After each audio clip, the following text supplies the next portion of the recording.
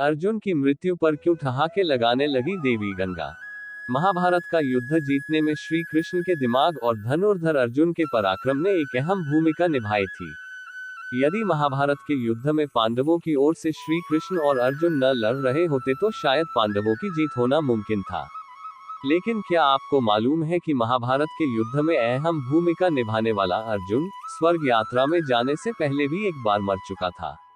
इसका मतलब ये है कि अर्जुन की अपने जीवन में 2 बार मृत्यु हो चुकी थी और उनकी मृत्यु के दौरान देवी गंगा जोर जोर से ठहाके लगाने लगी। मगर क्यों अर्जुन की मृत्यु पर मां कुंती के रोने पर देवी गंगा हंसने लगी? क्यों खुद भी एक मां होने के बावजूद देवी गंगा दूसरी मां के दुख पर ठहाके लगा रही थी? महाभारत के युद्ध में जब पांडवों की जीत हुई तो हस्तिनापुर की गद्दी पर बैठे ज्येष्ठ पुत्र युधिष्ठिर। इसके बाद श्री कृष्ण ने युधिष्ठिर को सुझाव दिया अश्वमेध यज्ञ कराने का, जिसके बाद युधिष्ठिर ने अश्वमेध यज्ञ को आरंभ करते हुए अश्व को अर्जुन के नेतृत्व में रवाना कर दिया। अब जिस दिशा में अश्व चलता जाता उसी के पीछे पीछे अर्जुन और उनकी सेना भी चलती जाती। इस दौरान ये अश्व कई राज्यों से गुजरा। जिन भी राज्यों से वो अश्व गुजरा उन सभी राज्यों के साथ अर्जुन ने युद्ध लड़ा। कई राजाओं ने तो पहले ही अर्जुन के आगे घुटने टेक दिए, लेकिन कई राजाओं ने ऐसा नहीं किया, जिसके बाद अर्जुन और उनकी सेना द्वारा युद्ध लड़ा गया और कई राजाओं को परास्त करते हुए अर्जुन उनके राज्यों को जीतते चले गए। ऐसे कई राज्यों को अपने अधीन करते हुए अर्जुन मणिपुर पहुंचे, जहां पर उनका सामना होना था बभ्रुवाहन से। आपको बता दें कि बभ्रुवाहन अर्जुन और चित्रांगदा के पुत्र थे और अपने पिता अर्जुन के उनके राज्य में पधारने से वे काफी उत्साहित थे।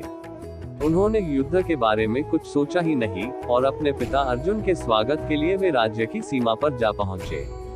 लेकिन जैसे ही बभ्रुवाहन अर्जुन का स्वागत करने के लिए आगे बढ़े, वैसे ही अर्जुन ने उन्हें रोकते हुए कहा कि मैं इस समय तुम्हारा पिता नहीं बल्कि हस्तिनापुर के नरेश का प्रतिनिधि हूँ और क्षत्रिय होने के अनुसार इस समय तुम्हें मेरे साथ युद्ध लड़ना चाहिए।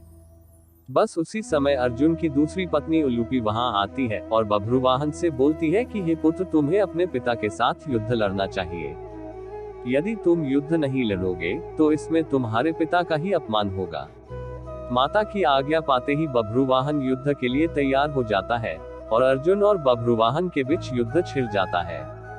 ये युद्ध काफी समय तक चलता है, मगर इस युद्ध का कोई परिणाम न निकलने के कारण बभ्रुवाहन कामाख्या देवी से प्राप्त दिव्य बाण का इस्तेमाल करते हुए अर्जुन पर प्रहार करता है, जिससे अर्जुन का सर धड़ से अलग हो जाता है और अर्जुन की मृत्यु हो जाती है। साक्षात अर्जुन की मृत्यु देख हस्तिनापुर की सेना सुन्न हो जाती है और इसकी सूचना तुरंत श्री कृष्ण तक और हस्तिनापुर तक पहुंचाई जाती है। मणिपुर पहुंचकर श्री कृष्ण और माता कुंती अर्जुन को धरती पर पड़ा देखते हैं, जिसके बाद माता कुंती अर्जुन का सर अपनी गोद में रखकर फूट फूट कर रोने लगती है।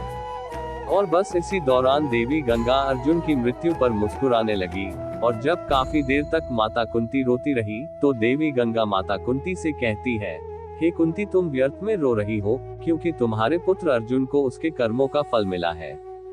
मेरा पुत्र भीष्म अर्जुन को अपने पुत्र की तरह स्नेह करता था, मगर फिर भी इसने श्रीखंडी का सहारा लेकर मेरे पुत्र भीष्म का वध कर डाला। मैं भी उस समय ऐसे ही रोई थी जैसे तुम आज अपने पुत्र के लिए रो रही हो।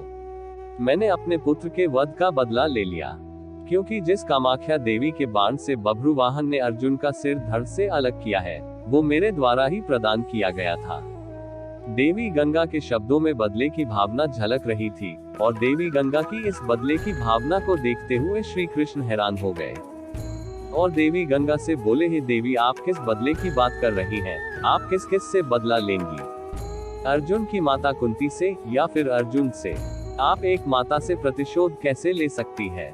ये सुनकर देवी गंगा ने कृष्ण से कहा, हे वासुदेव, ये तो आप जानते ही हैं कि अर्जुन ने उस समय मेरे पुत्र का वध किया जब वो निहत्था था। जब अर्जुन का ऐसा करना उचित था तो अर्जुन का वध उसी के पुत्र द्वारा कराकर मैंने क्या गलत किया?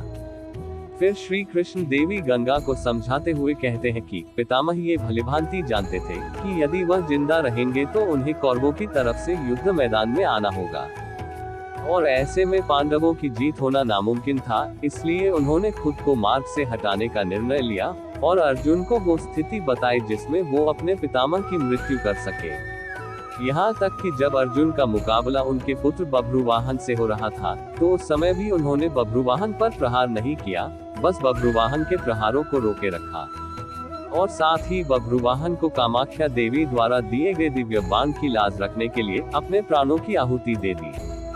अब श्री कृष्ण द्वारा दिए गए तथ्यों को सुनकर देवी गंगा सोच में पड़ गईं, और उन्होंने श्री कृष्ण से अर्जुन को पुनः जीवित करने का मार्ग पूछा। जिसके बाद श्री कृष्ण देवी गंगा को उनकी प्रतिज्ञा वापस लेने को कहते हैं। जिसके बाद देवी गंगा ने अपनी प्रतिज्ञा वापस ली और अर्जुन का सर धड़ से जोड़ दिया। मगर अब भी अर्जुन के प्राण वापस न आए थे, जिसके बाद श्री कृष्ण ने अर्जुन की दूसरी पत्नी से नागमणि लेकर अर्जुन को पुनः जीवित कर दिया। दोस्तों, अगर वीडियो पसंद आई हो तो इसे लाइक और शेयर जरूर कीजिएगा। अगर आपने हमारे चैनल मोटिवेशन वेद्या को सब्सक्राइब नहीं किया तो जरूर करिए। और इस वीडियो को अंत तक देखने के लिए आपका बहुत बहुत धन्यवाद।